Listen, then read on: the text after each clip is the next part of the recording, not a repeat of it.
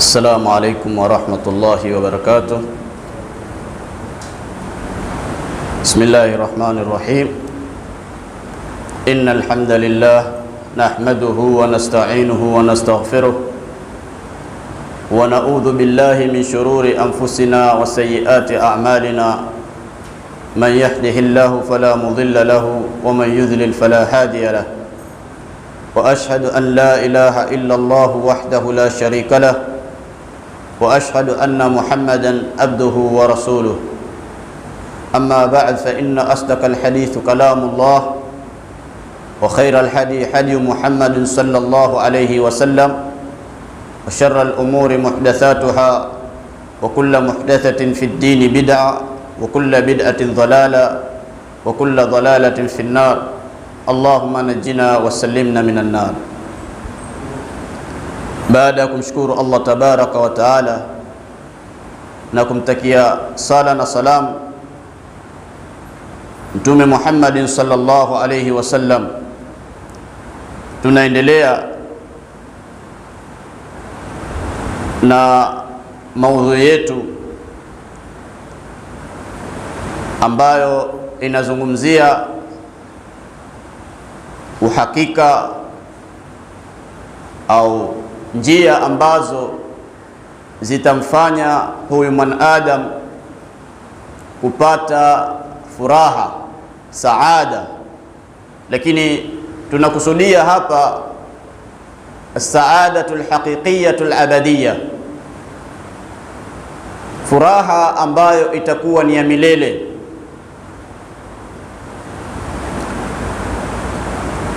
Njia ambazo zitamfanya huyu mwanadamu kupata saada hapa duniani kadhalika na kesho akhira.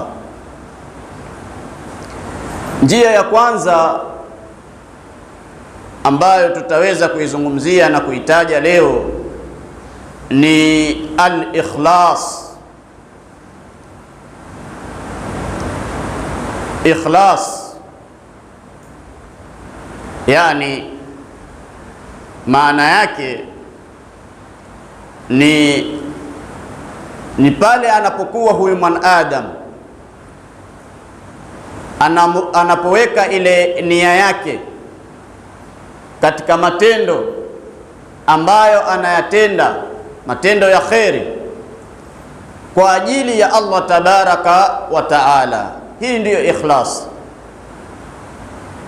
an takuna niyatuka fi hadha al-amal lillahi, iwe ile nia yako katika kitendo unachokitenda ni kwa ajili ya Allah tabaraka wa taala. La turidu biha ghaira Allah.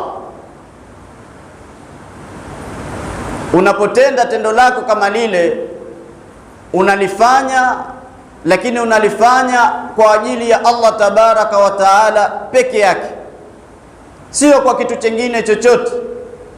La riyaan, sio kwa kujionyesha kwa watu, wala sum'atan, wala kutaka kusikika kwa watu, wala rif'atan, wala kunyanyuka au kunyanyuliwa wewe daraja yako na watu, wala tazallufan inda ahadin, wala kutaka tazallufan ay bimaana taqarruban, kujikurubisha, inda ahadin, kwa yeyote, wala tatarakab minan nasi madha, wala wewe hutarajii kwamba kwa watu wao watakuwa ni wenye kukusifu kwamba mtu fulani amefanya mambo ya kheri mengi sana, au mtu fulani matendo yake ni mazuri sana, matendo yake ni mengi sana.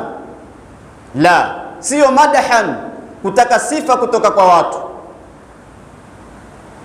Kwa hiyo inapokuwa ile nia yako lillahi wahdahu, kwamba unaifanya na umeiweka kwa ajili ya Allah peke yake, walam tuzayyin amalaka min ajli albashar, ukawa hukuipamba na ukaifanya vizuri ile amali yako kwa ajili ya hawan adam, fa anta mukhlisun, basi wewe ni mtu ambaye ni mukhlis, mtu ambaye uko na ikhlas, Anasema Fudhail ibn Iyadh rahimahullah, al-amalu li ajli an-nas shirkun, mtu anapofanya matendo kwa ajili ya kuonekana na watu. Maneno ya Fudhail ibn Iyadh, Abu Ali al-Fudhail ibn Iyadh ibn Mas'ud at-Tamimi, anasema al-amalu li ajli an-nas, matendo ambayo unayatenda kwa ajili ya watu, au li ajli al-bashar, shirkun, ni ushirikina, ni matendo ya kishirikina, siyo matendo ya kitauhid. Lakini watarku al-amali li ajli an-nas riyaan, lakini pia wewe utakapoacha matendo, mathalan ulipokuwa wewe unaswali, au ulipokuwa wewe umefunga, au ulipokuwa wewe unatoa sadaka, ukaacha kufunga, ukaacha kuswali, ukaacha kutenda matendo ya kheri, li ajli an-nas, kwa sababu ya watu, riyaan, hii ni riya. Lakini al-ikhlas an yuafika Allahu minhuma, ni kwamba Allah tabaraka wa taala awe atakuokoa wewe kutokamana na vitu hivi viwili, kwa ajili ya kujionyesha kwa watu na kutenda kwa ajili ya watu, lakini wewe uwe ni mtu ambaye ni mukhlis, umejitakasa na unatakasa matendo yako kwa ajili ya Allah tabaraka wa taala. Kwa hiyo fakhlis jamia amalika lahu subhana, yatakase matendo yako yote kwa ajili ya Allah tabaraka wa taala. Lakini pia iingize nafsi yako katika kauli yake Allah tabaraka wa taala aliposema, qul inna salati wa nusuki wa mahyaya wa mamati lillahi rabbil alamin la sharika lahu wa bidhalika umirtu wa ana awwalul muslimin. Utakapoingiza nafsi yako wewe katika maneno haya, katika wale ambao wanasema kwamba swala zangu, ibada za swala ninazoswali, kuchinja kwangu, ibada ya kuchinja mimi, na huu uhai ambao mimi ninaishi, na ninapokufa mimi, umauti wangu, haya yote ni kwa ajili ya Allah tabaraka wa taala. Hakuna mwingine, hana mshirika wake Allah tabaraka wa taala, na kwa hilo nimeamrishwa mimi, wa ana awwalul muslimin. Hapa wewe utakuwa ni mtu ambaye ni mukhlis, na itakuwa umetekeleza ibada yako au umetekeleza matendo yako kwa ajili ya Allah tabaraka wa taala. Na ikhlas lillahi, unapotekeleza matendo kwa ajili ya Allah tabaraka wa taala, hii tunasema ni tariqus saada, ni njia ya kwamba wewe upate saada, upate kituo, upate utulivu, upate furaha ambayo ni furaha ya milele. Kwa sababu ule utajiri wa huyu mwanadamu haupo mahali pengine isipokuwa uko pale anapokuwa yeye anamfanyia toa Allah tabaraka wa taala na kumwelekea yeye Allah tabaraka wa taala. Lakini pia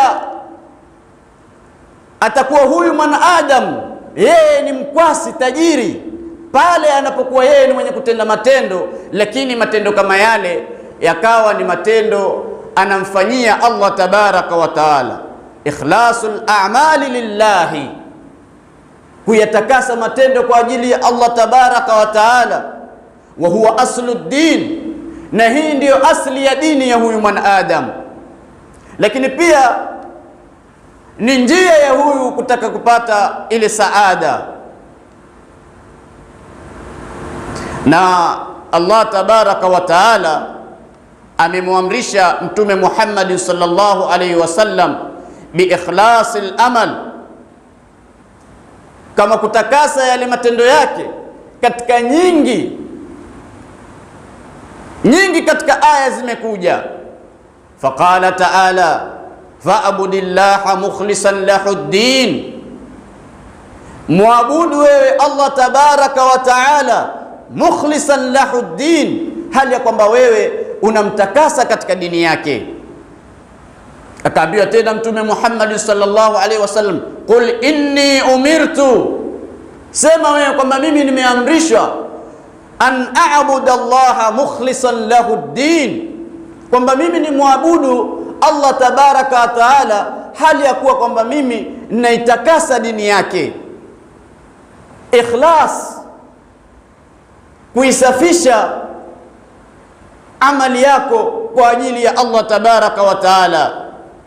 Akaambiwa tena wa qulillaha a'bud mukhlishan lahu dini, sema wewe qulillaha a'bud, kwamba mimi namwabudu Allah tabaraka wa taala mukhlishan lahu dini, hali ya kutakasa dini yake. Kwa hiyo salahul amal, matendo kuwa mazuri, min salahi niyyati, ni mpaka ile nia yako itakapokuwa imesuluhika, imekuwa ni nia safi, nia nzuri. Lakini pia nia inapokuwa ni nia iliyokuwa nzuri ya kisawasawa, inayotendeka au inayonuiliwa kwa ajili ya Allah tabaraka wa taala, nasema salahil qalbi, ni kule kutakasika ule moyo wa huyu mwanadamu.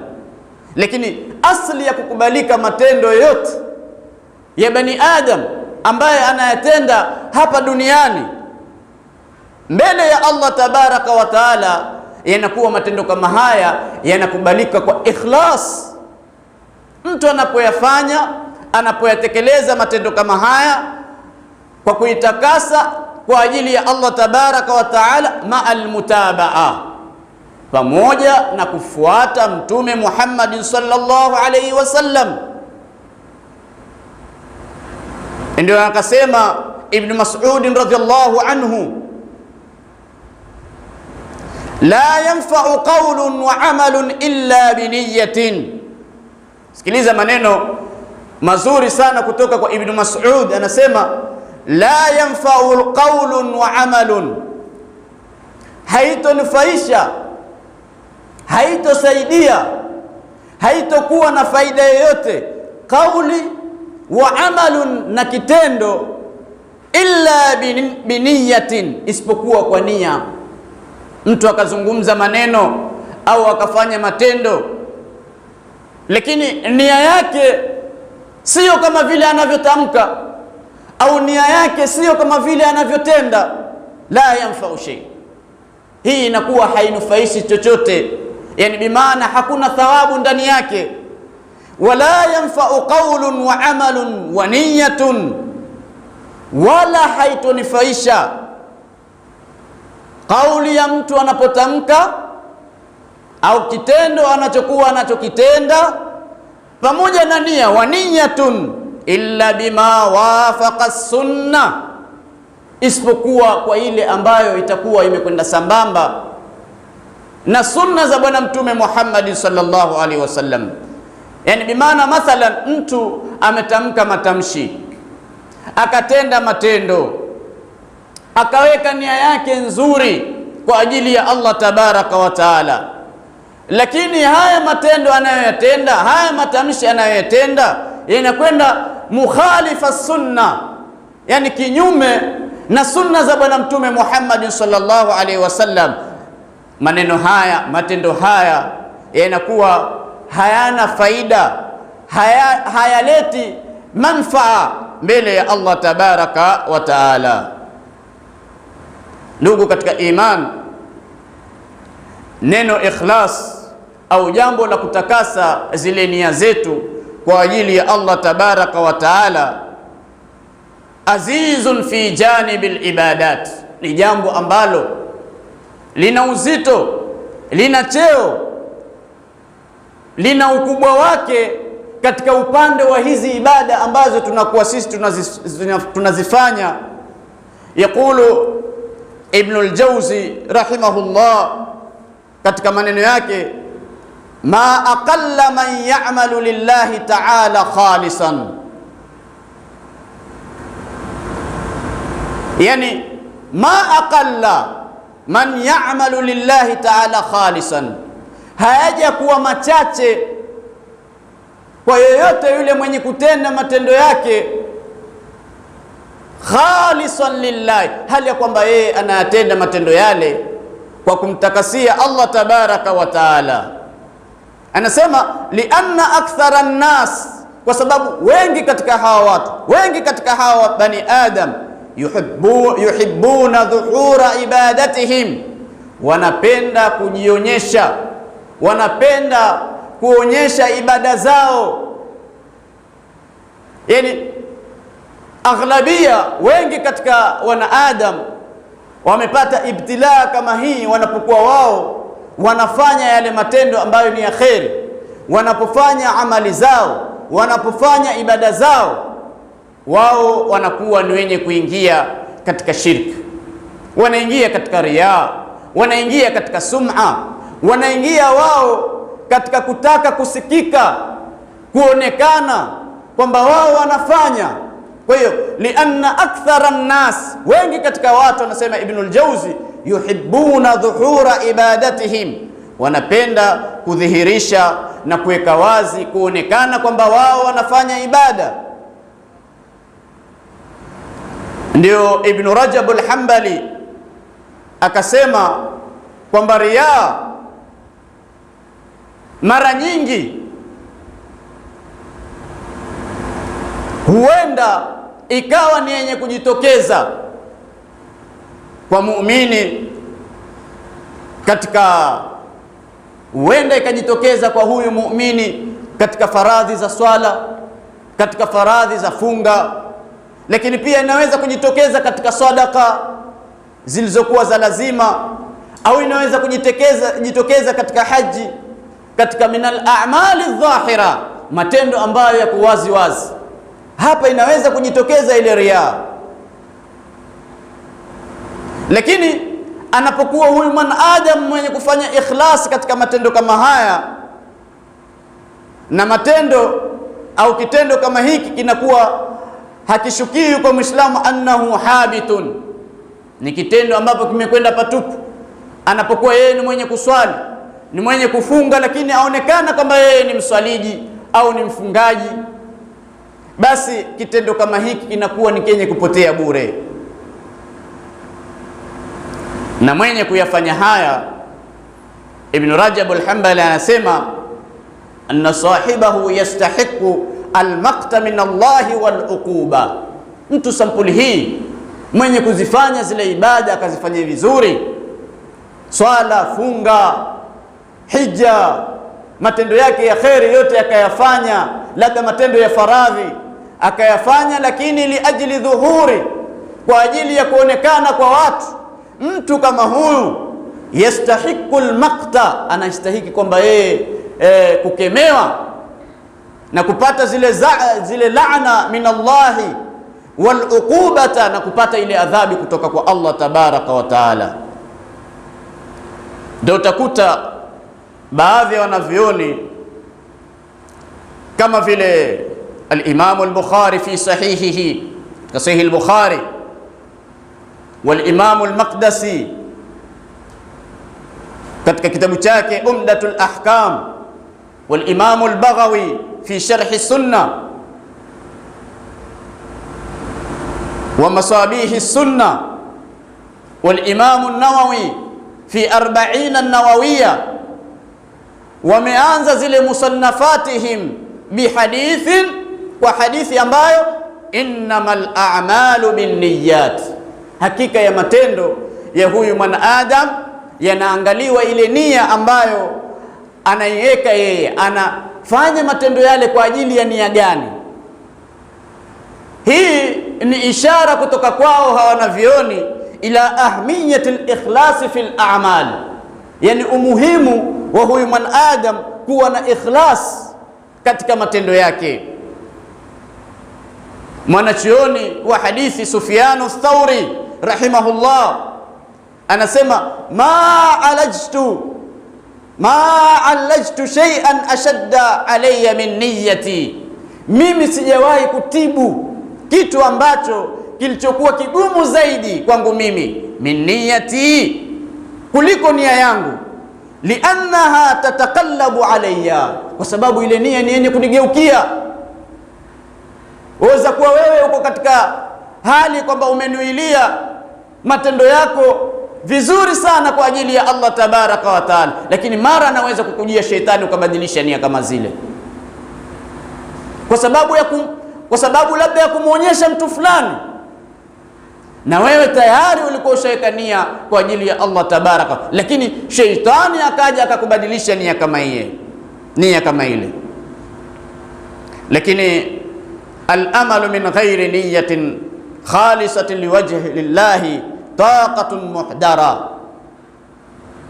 matendo ambayo wanaadamu wanayafanya pasi na nia ambayo ni kwa nia ya Allah tabaraka wa taala, ikhlasi ya Allah tabaraka wa taala, huu ni mzigo ambao wanajibebesha,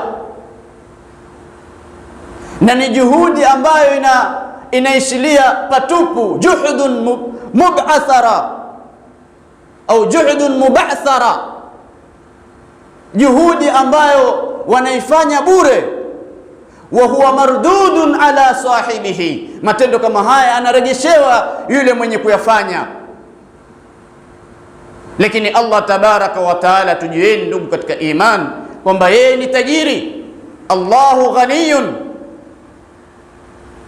la yaqbalu min al-a'mal, siku zote Allah tabaraka wa taala yeye hakubali katika matendo illa ma kana khalisan lahu subhana, isipokuwa yale matendo yaliyokuwa kwamba yamefanyika kwa ajili yake yeye, tena yakasafishwa kwa ajili yake.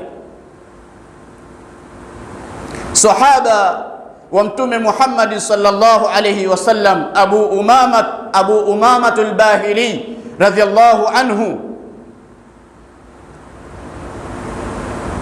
Abu Umama al-Bahili ibn Ajlan ibn Wahb al-Bahili alikuwa akiishi katika miji ya Hims, akafa katika mwaka wa 80 Hijria akiwa na umri wa miaka 91, lakini yeye ni sahaba ambayo akhir wa mwisho man mata bisham min ashabi nabii sallallahu alayhi wasallam, katika masahaba wa Mtume Muhammad sallallahu alayhi wasallam. Abu Umama al-Bahili anasema, jaa rajulun ila nabii sallallahu alayhi wasallam faqala, alikuja bwana mmoja kwa Mtume Muhammad sallallahu alayhi wasallam akasema, ya Rasulullah, akamwambia ewe Mtume wa Allah, araaita rajulan ghaza yaltamisu al-ajra wadh-dhikra, ewe Mtume, wamuonaje mtu ambaye amekwenda vitani, lakini katika vita kama vile yeye ni mwenye kutafuta ujira wa Allah tabaraka wa taala wa dhikra, lakini pia anatafuta kutajika. Ameingia katika vita, anapigana jihad, lakini malengo yake anatafuta ujira wa Allah, lakini malengo pia anayetafuta yeye ni kutaka kutajika, kutambulikana. Malahu, mtu huyu ana nini? Faqala Rasulullah sallallahu alaihi wasallam, la shay'an lahu, huyu hana chochote, hapati chochote huyu. Mtume sallallahu alaihi wasallam akarejelea maneno kama hayo, faadaha alaihi 3 marrat. Abu Umama al-Bahili akaregesha maneno kama yale mara 3, na Mtume akarejelea jawabu lake mara 3. Wa Rasulullah sallallahu alaihi wasallam la yaqulu lahu la shay'an lahu, Mtume hasemi lolote, amwambia la shay'an lahu, huyu hapati kitu. Thumma qala, kisha Mtume Muhammad sallallahu alaihi wasallam akamwambia, inna Allaha, hakika ya Allah tabaraka wa taala, la yaqbal min al-amal illa ma kana lahu khalisa, hakika ya Allah tabaraka wa taala hakubali matendo yoyote isipokuwa matendo ambayo yatafanyika kwa hali ya ikhlasi kwake yeye. Wabtughiya bihi wajhullahi, na mtu akawa ameyafanya matendo kama hayo kwa ajili ya Allah tabaraka wa taala. Wa yaqulu sallallahu alayhi wasallam, na Mtume Muhammad sallallahu alayhi wasallam anasema, ana aghna ash-shurakai ani shirk, mimi ni mkwasi, yani mimi ni tajiri. Allah tabaraka wa taala anasema hadithi al-Qudusi, ana aghna ash-shuraka, mimi ni mkwasi, yani mimi ni tajiri. Ani shirk, ani shuraka au ani shirk, mimi ni mkwasi kwa sababu mimi ni tajiri kwa wale ambao wanakuwa ni wenye kunishirikisha. Man amila amalan, yoyote mwenye kutenda matendo, ashraka ma'iya fihi ghairi, akanishirikisha mimi na kitu chochote, taraktuhu wa shirkahu, mimi namwachilia yeye na mshirika wake. Allah tabaraka wa taala anasema yeye anajitosheleza mwenyewe, hahitaji washirika wa aina yoyote kwamba waje wamsaidie katika utajiri wake. La, sio kama sisi wana Adam kwamba ni wenye kupungukiwa. Mtu aweza kuwa tajiri amejaza mali kila aina, lakini akaenda kagonga kwa jirani yake, akaenda kaomba chumvi. Kwa hiyo kwa Allah tabaraka wa taala mambo kama haya hakuna. Al-Imam an-Nawawi katika maana ya hadithi hii anasema, ana ghaniyu anil musharaka, kwamba Allah tabaraka wa taala yeye ni tajiri, hataki ushirika wa aina yoyote.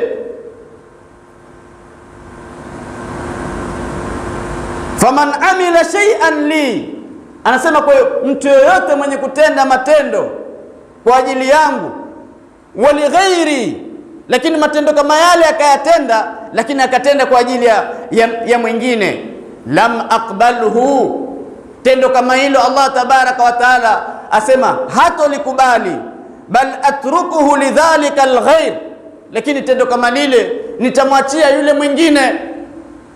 Mathalan, ulikwenda ukatoa zaka au ulikwenda ukatoa sadaka, lakini katika sadaka ile ulikuwa umeitoa, ukaitoa sadaka kama ile kwa ajili ya kuonekana au kwa ajili ya kupata sifa.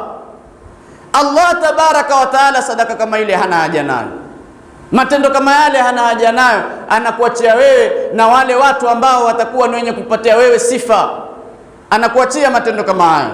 Taraktuhu wa shirkahu, namwachia yeye na wale washirika wake.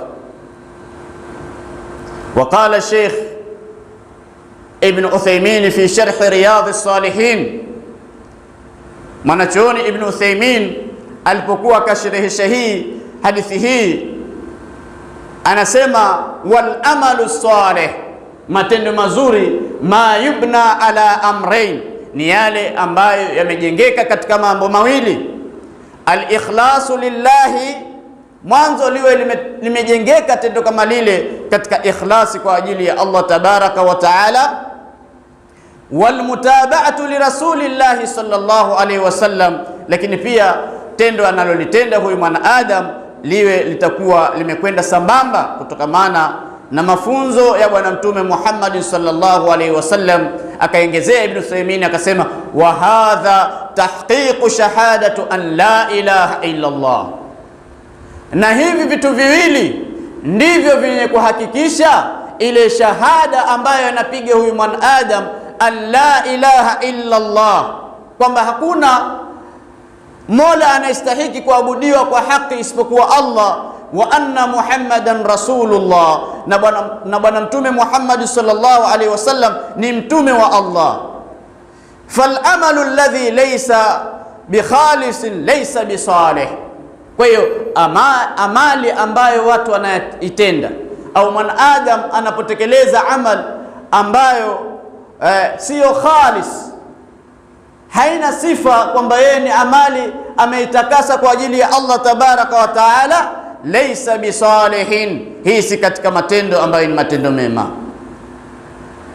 Mathalan, lau qama al-insanu yusalli, lau kama atasimama mtu anaswali, lakini yurai an-nasa bi salatihi, lakini katika swala zake labda anaswalisha vizuri ili watu wajue kwamba yeye anaswalisha vizuri, au yurai an-nas, anawaonyesha watu, fa inna amalahu la yuqbal hatta law ata bi shuruti as-salah, hakika amali yake ile haitokubalika mbele ya Allah tabaraka wa taala, hata kama atakuja na zile sharti za swala, wa arkaniha, na nguzo zake akaja nazo, wa wajibatiha, wajibati za swala pia akaja nazo, wa sunnatiha au sunaniha, akaja na sunna zile ambazo zinapatikana katika zile swala, lakini pia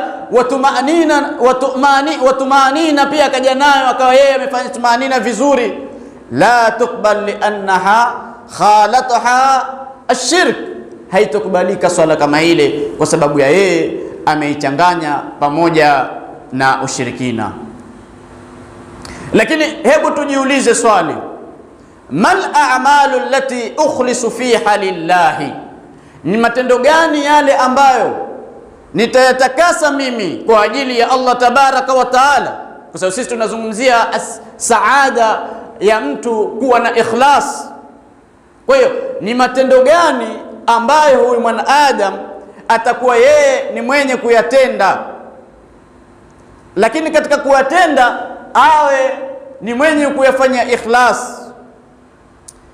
Kwa sababu kuna baadhi ya watu wanadhania kwamba ile ikhlas inakuwa iko katika swala peke yake, ama ikhlas mtu ataifanya katika kusoma Qur'ani peke yake, na zile amal ambazo ni za ibada zilizokuwa dhahiri kama vile ad-da'watu ila Allah, kama vile kumuomba Allah tabaraka wa taala, wal infaq, kutoa kwa ajili ya Allah. Lakini hadha ghairu sahih, hili ni jambo ambalo haliko sahihi kabisa, kwa sababu al-ikhlas wajibu fi jamii al-ibadat. Ikhlas ni lazima kwa huyu mwanadamu katika ibada zote, hata fi ziyarati al-jar, hata mtu anapokuwa yeye anakwenda kumzuru jirani yake, wasilati rahim, na mtu anapokuwa yeye anataka kuunga kizazi, wa birrul walidain, na pia kuwatendea wema wazazi wawili.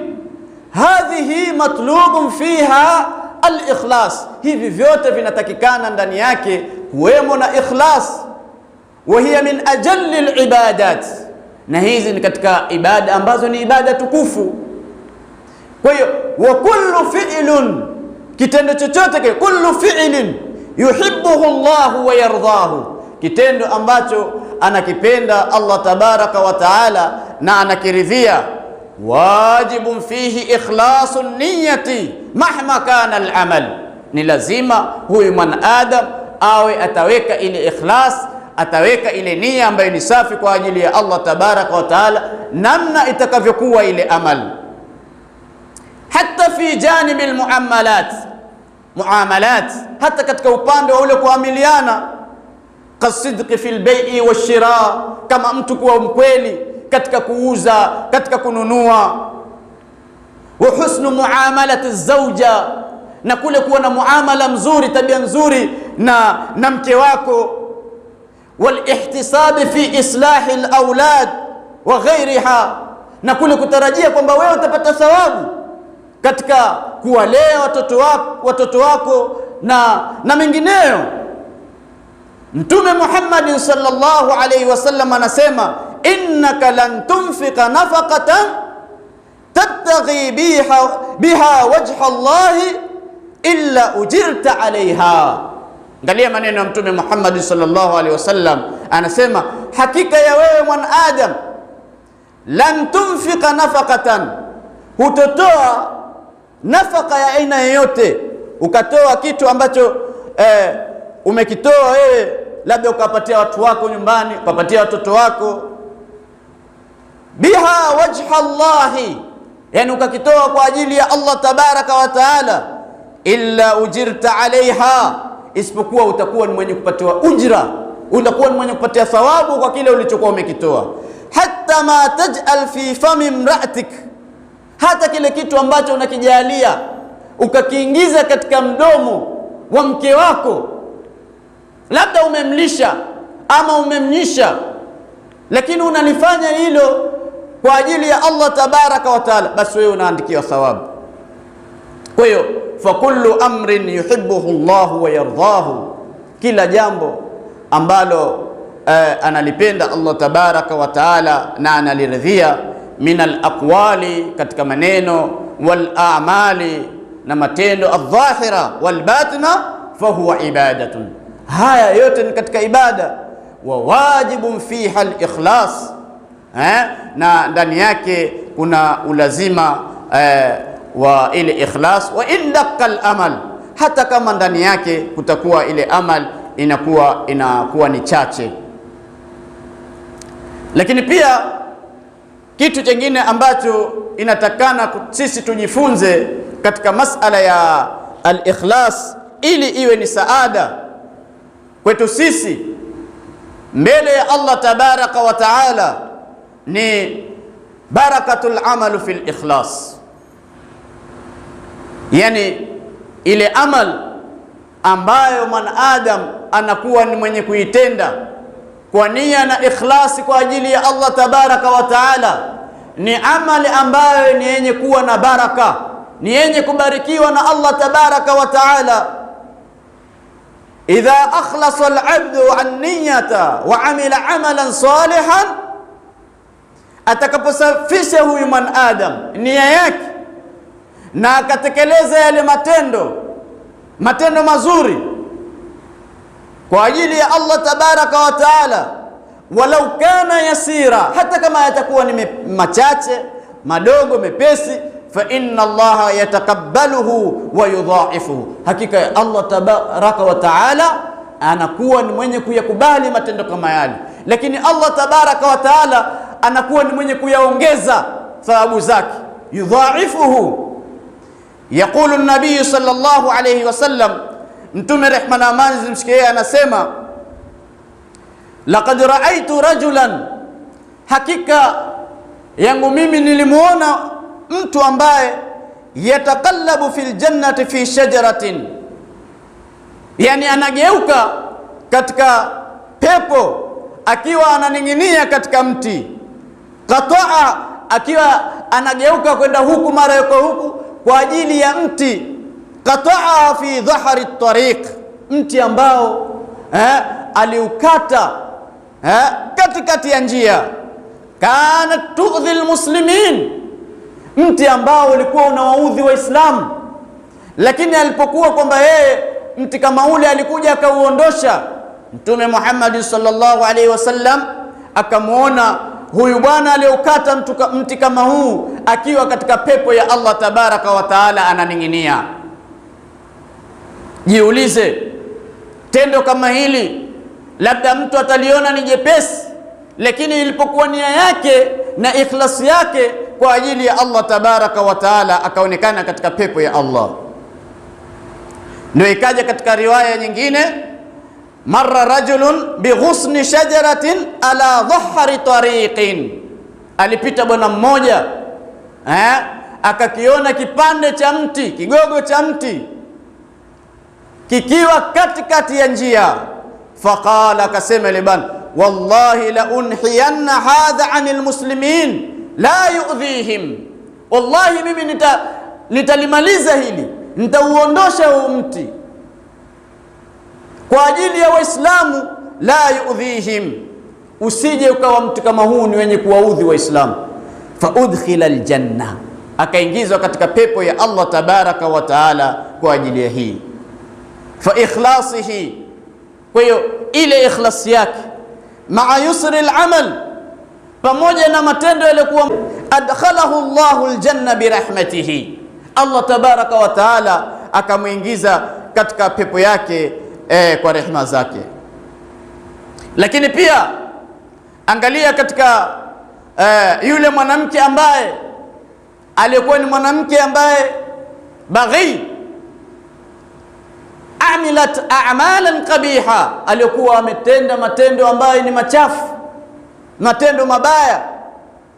Thumma amilat amalan yasira, kisha akatenda matendo mazuri fi ayunil bashar, katikati ya watu. Wa huwa siqayati qalbin, pale alipokuwa yeye amemnywesha mbwa maji. Walaysa insanan, lakini si kwamba yeye alimnywesha mwanadamu. Faghafara Allahu laha bidhalika al-amal al-yasir, Allah tabaraka wa taala akamsamehe yule mwanamke madhambi yake kwa matendo yake yaliyokuwa mepesi. Maasui amaliha min al-baghi, pamoja na kitendo chake kichafu, tabia zake zilizokuwa mbaya. Yaqulu an-nabii sallallahu alayhi wasallam, Mtume rehma na amani anasema, bainama qalbun yatif, akiwa mbwa yatif, yani bimaana yadur, anazunguka, anakwenda huku anakwenda huku, birakiyatin, katika sehemu ambayo ilikuwa ni ya kisima. Rakiyatun bimaana albir, qad qada yaktuluhu alatash, yani imefikia kiwango kwamba yule mbwa kiu kitakwenda kumuua, iko katika hali, yani lau kama itaendelea hali kama hii atakufa kwa ajili ya ile kiu. Idh ra'athu baghiy min baghaya bani Israil, akamuona yule mbwa baghi, mwanamke wa kimalaya katika miongoni mwa wanawake wa kimalaya katika bani Israil. Fanaza'at muqaha, yule mwanamke naza'at muqaha, almuq alkhuf, akatoa kiatu chake. Angalia tendo la kutoa kile kiatu chake katika mguu wake. Fastaqat lahu bihi fasaqathu, akateka maji akamnywesha yule mbwa kwa kutumia kiatu chake, maji kama yale akanywa. Faghufira laha bihi, akasamehewa madhambi yale aliyokuwa ameyafanya kwa ajili ya hiki kitendo alichokuwa amekitenda kwa ajili ya Allah tabaraka wa taala. Kwa hiyo na mazingatio, ndugu katika iman, al-ibratu fil islam, mazingatio katika Uislamu, laysat bikathrati al-amal fahasb, sio wingi wa matendo, labda mtu akawa anatenda matendo mengi. Innamal ibratu bi sihhati niyyati wal qasdi, lakini kinachozingatiwa ni pale nia inapokuwa ni nia sahihi na malengo yaliokuwa umelenga kwa ajili ya Allah. Wa kathratul amal almuwafiq as-sunnah al-Mustafa sallallahu alayhi wasallam, lakini mtu akakithirisha yale matendo yaliokuwa yameafikiana na sunna za bwana Mtume Muhammad sallallahu alayhi wasallam. Waqad jamaa rabbuna dhalika fi qawlihi ta'ala, Allah tabaraka wa taala akayajumuisha haya yote katika kauli yake Allah aliposema, wama umiru illa liya'budu Allaha mukhlisina lahuddin hunafaa wa yuqimu ssalata wa yu'tu zakata wa dhalika dinul qayyima.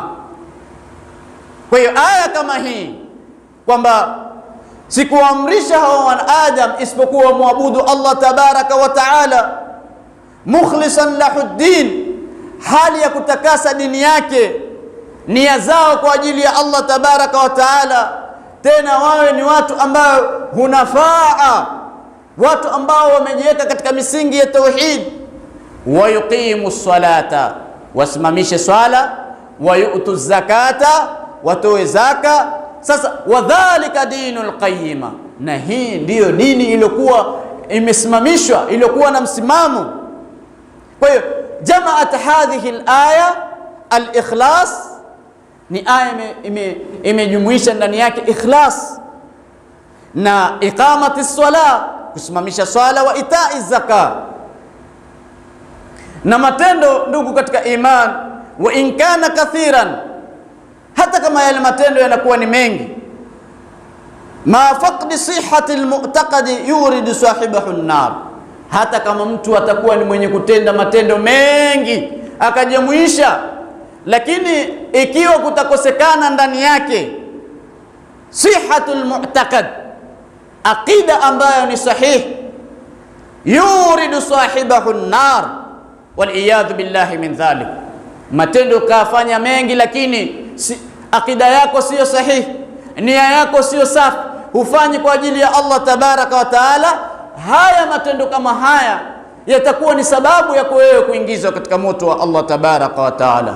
Ndio akasema Allah tabaraka wa taala, wa qadimna ila ma amilu min amalin, wakatanguliza hawa na Adam katika matendo waliokuwa wameyatenda, faja'alnahu haba'an manthura, lakini tukajalia kwamba ni matendo ambayo yamepotea bure na vumbi, hayana faida yoyote. Kwa hiyo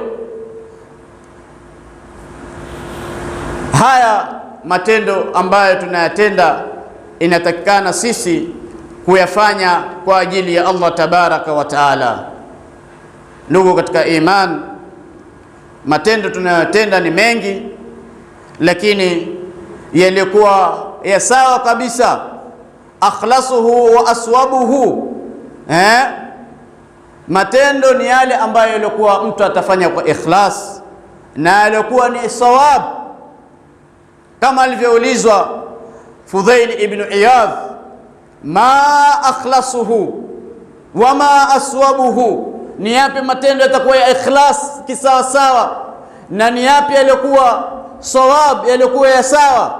Faqala innal amala idha kana khalisan, hakika ya matendo yatakapokuwa ni khalisa kwa ajili ya Allah, walam yakun sawaban, lakini hakuwa sawa sawa kama anavyotakana alivyoamrisha Mtume, lam yuqbal, haya hayatendwi, haya hayakubaliki. Wa idha kana sawaban, lakini mtu akatenda matendo kisawa sawa kulingana na alivyoamrishwa Allah na Mtume, walam yakun khalisan, lakini hakufanya ikhlas ndani yake, lam yuqbal, matendo kama haya hayakubaliki. Hatta yakuna khalisan sawaban, matendo mpaka ndani yake yawe na ikhlas na ndani yake yawe yamekwenda sawaban, sambamba kungamana na amrisho ya Allah na Mtume Muhammad sallallahu alaihi wasallam. Wal khalis, kama tulivyosema, an yakuna lillahi, ni ya matendo kwa ajili ya Allah. Wasawab an yakuna ala sunna, ni kwamba yale matendo yawe katika misingi ambayo ni misingi ya sunna za Bwana Mtume Muhammad sallallahu alaihi wasallam. Tutakuja kuendelea na thamaratu za ikhlas katika kikao chengine cha tatu, kwa sababu jambo hili la kwanza la ikhlas ndiyo asluddin, usuli wa dini, na ndiyo at-tariqul awwal ila saada, ndiyo njia ya kwanza au hatua ya kwanza ambayo huyu mwanadamu itakuwa ni mwenye kumpeleka yeye katika kupata as-saadatul abadiyya al-haqiqiyya, saada ambayo ni ya milele ya uhakika. Nas'alullah al-azim rabbal arshil karim an yaj'alana min alladhina yastami'una al-qawla fayattabi'una ahsana. Subhanaka Allahumma wa bihamdik, nashhadu an la ilaha illa ant, nastaghfiruka wa natubu ilayk.